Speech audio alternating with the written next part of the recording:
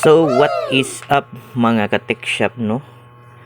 For today's video mga ka-tech shop, ako ipakita yun sa nako pag-fix ang akong printer. Akong printer is an Epson L3210. Now problem niya is dili mo print ang yellow ug ang blue. For some reason ikalit lang siya. And usually mga ka-tech shop, ma-fix ra gyud unta ni siya og power cleaning kundi katong printer head cleaning. So gi-try na nako 3 times, more than 3 times. Di gid siya mo print. So naka-decide ko mga ka-tech shop, nag-order ko aning print head cleaning solution kaning akong gi-unbox karon. So ako lang ibutang sa description kung asa ni siya ma-order mga ka-tech shop, no. Nakatabang gid ni siya sa pag-fix sa akong printer. Pero daghan kayo og proseso before nako na fix ang printer mismo mga tech shop. So before we start mga tech shop, shout out di ay sa mga printer technician diha, no? Kay gani pag-ayog printer dili lalim mga tech shop. Taas kayog proseso, may lang makataghap ka nga makuha dayon nimo. Pero basically mukaon gid siya oras, and then mugasto jud ka og ink o ganing print head solution, and if dili gid siya ma-fix, possible is danan jud og print head ang imong printer. Alright, so kaning print head cleaning solution mga tech shop, na ni siya instruction, so sundon lang na nimo siya. Alright, let's go.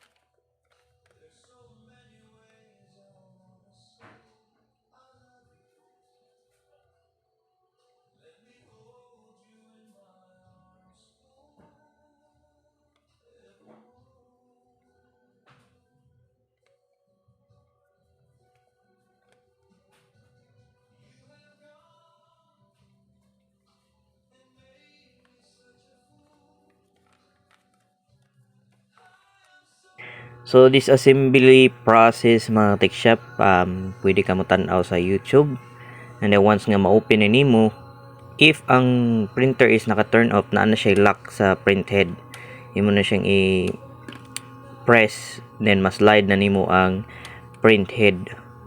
So imo lang na siyang iduot gamay mga tech shop. Be careful lang para dili ma-damage. So ma-slide na nimo sa tunga ang print head, and then matanggal nimo ang kana nga puti nga nag-cover sa mga ink, or mao na gitawag nga cartridges. I don't know, basta matanggal na nimong lock, and then after that ma-remove to nimong mga cartridges sa ink, katong black, yellow, cyan o katong magenta, no. So imo na siyang tanggalon, hinay-nayon na nimo tanggal mga tech shop, kay kung maibot na nimo, awas-awas jud ang ink ana. So be careful mga tech shop. Then after that, tanggalon na nimong white, kay mao na nag-lock sa mga cartridges. So naa siya lock sa kilid, gamit lang kag solid object, i-press nimong duha ka kilid, and ma-disconnect na nimo or matanggal na nimo. Okay, so akong ipakita mga tech shop, ha, na i-press dira sa kilid, mo na siya lock kanang puti, mo na siya lock sa ink cartridge ba tawag na, basta mo na siya lock, and then asad siya lock sa kilid. So you'll need to press it with a solid object, both side, left and right, para matanggal nimo ang kana nga lock. Okay, so ngita tag solid object,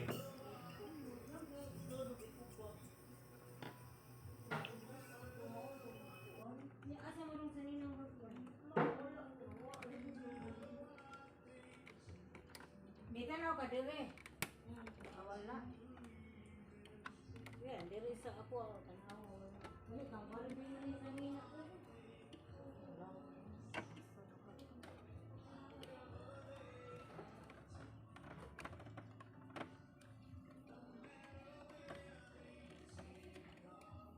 Wala man dire tanaw ko ni pero. Dire dalawa di. Putos man to plastic good.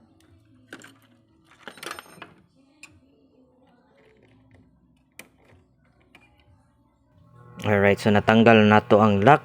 Next is ato i-unscrew ang katong tulo ka screws nag-hold sa print head mismo. Mao na siya print head.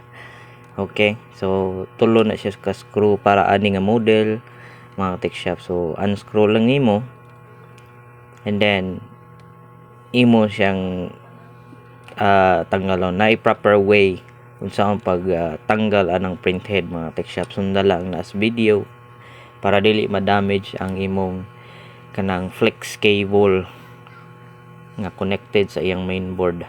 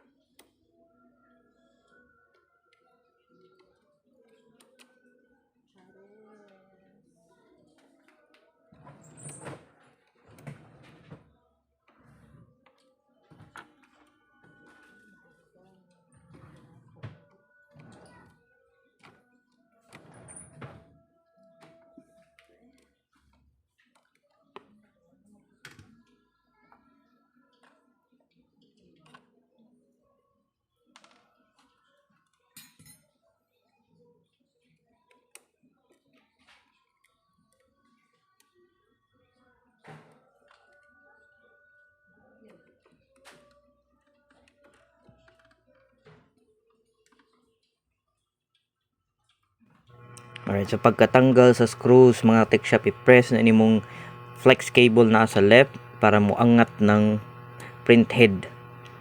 Ang print head, pinaka print head na nimo mga tech shop. So i-press na nimo and then mukang alma na siya. So i-support lang og lain nga tool para mabira nimo pababaw. Okay? Inana siya pagtanggal mga tech shop, and then be careful ayaw ibuwag dayon. So as you can see na siya blue.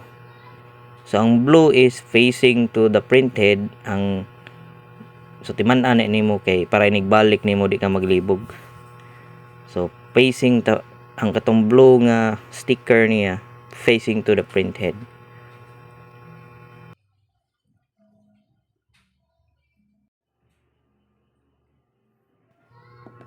So mao na ni siya mga tech shop ang kaning lungag para sa black, yellow, magenta ug cyan. So ang problema sa kuha is ang yellow ug ang katong cyan, which is the blue color. So first natong buhaton according sa instructions sa katong print head cleaning, imo siyang i-soak. So i-soak nimo og katong liquid nga dala sa iyang solution. Actually kuan na siya kanang distilled water. So butang na nimo gamay lang kayod kanang sakto ra yun nga dili mo moabot ang tubig sa iyang circuit board, kay kung maabot siya circuit maguba siya. So sakto lang nga igo siya malimpyuhan ang kana ganing murag mirror ma'am na iyang print head. So imo na siyang i-soak og 15 minutes. Pasagdaan na nimo hangtod nga mohumok ang katong ink nga nanggahi. So 15 minutes to 20 minutes na siya mga tech shop. Imo siyang i-soak.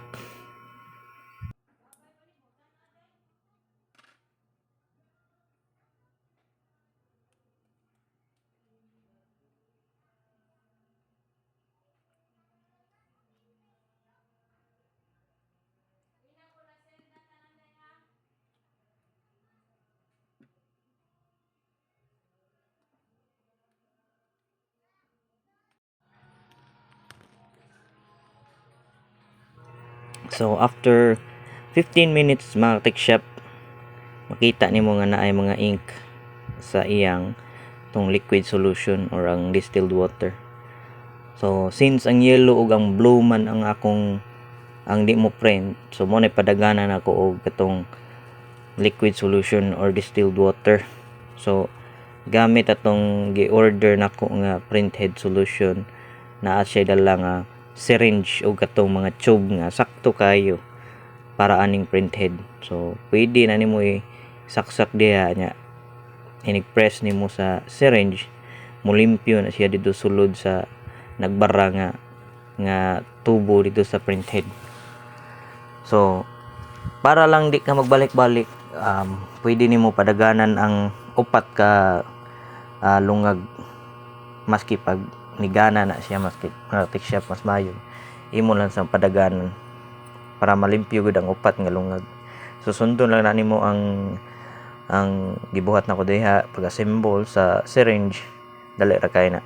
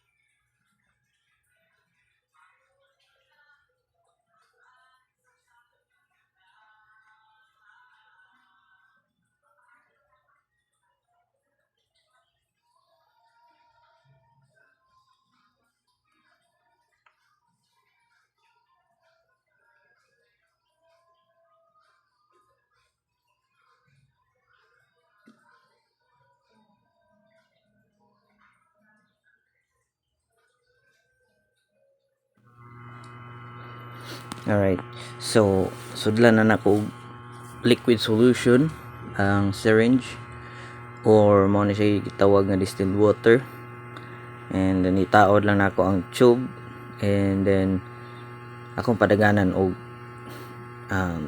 liquid solution ang katong mga tubo. So hinaynayan lang nato mga tech shop. So inani ang paglimpyo sa tubo mga tech shop, na siya mo mulapos gina siyang tubig ani mga tech shop.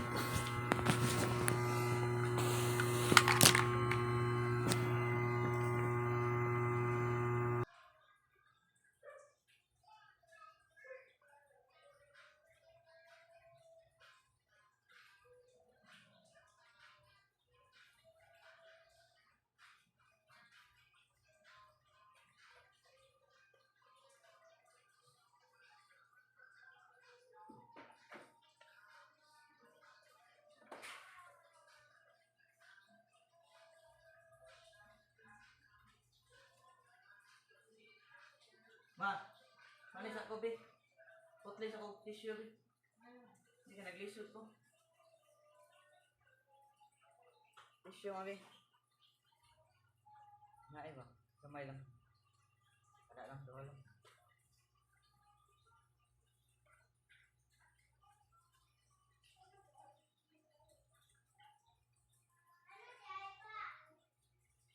Wala ra.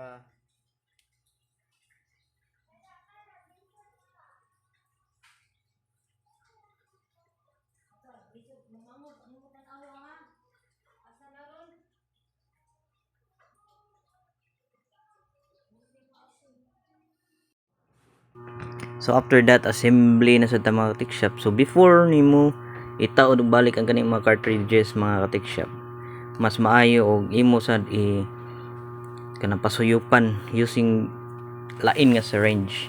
Pasuyupan nimo ang kanang mga cartridges para ang ink duol na lang siya sa kanang kuan. Kaya as you can see murag empty na gud ang iyang ink gud oh. Kaning mga cartridges, so imo na siya pasuyupan og lain nga syringe. Dapat ano niya puno gina siya. And then dapat daghan sa kag ink sa imong katong main nga cartridge gud katong imong loadanan sa ink. And as you can see katong cable facing to the ang katong blue nga side facing to the print head. Okay? So, to mga tick shop.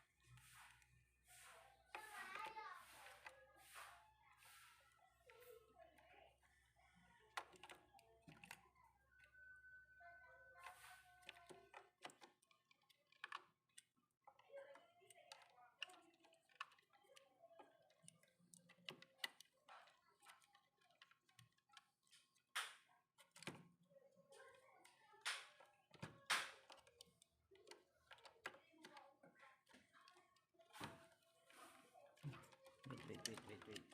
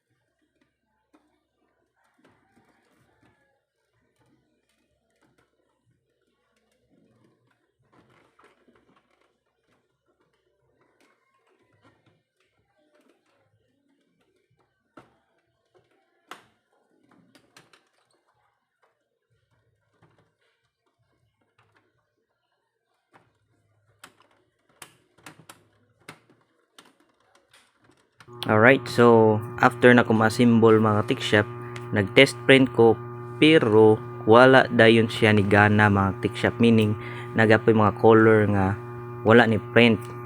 So niagi pa ko og trial and error ani, balik-balik nga process.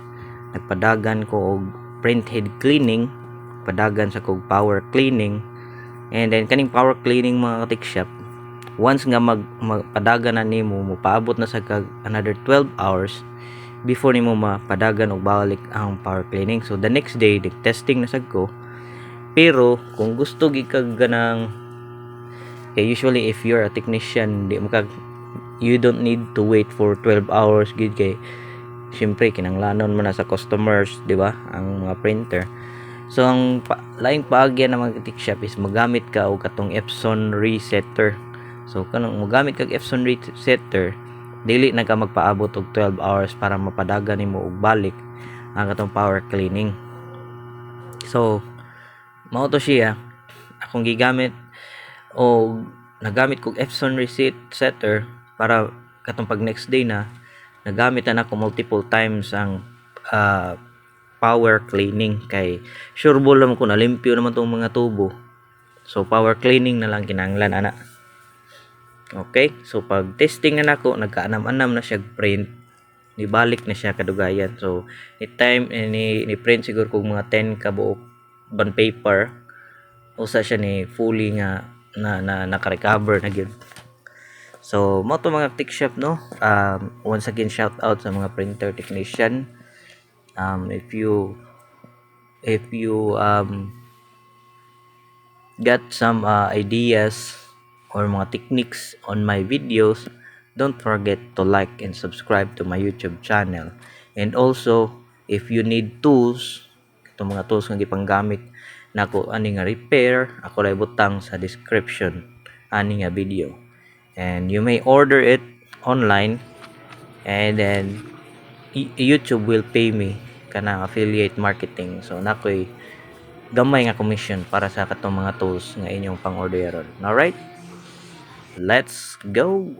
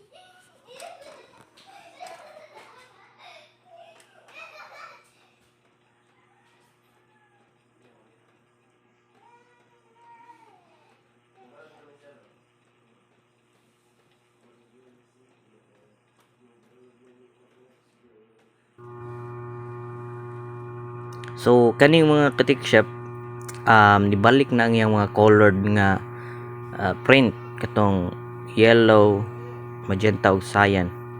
However, ang black may nawala na sa ani mga katik shop. So ang akong gibuhat, nag-perform ko og power cleaning para ma-fix na gid siya totally. Alright, let's go. Ang black may wa mo print.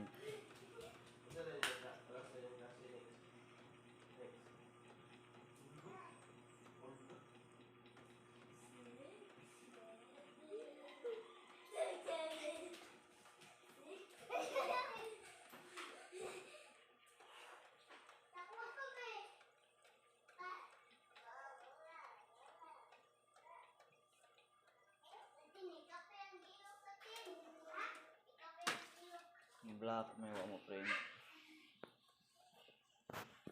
Okay, at least Lord.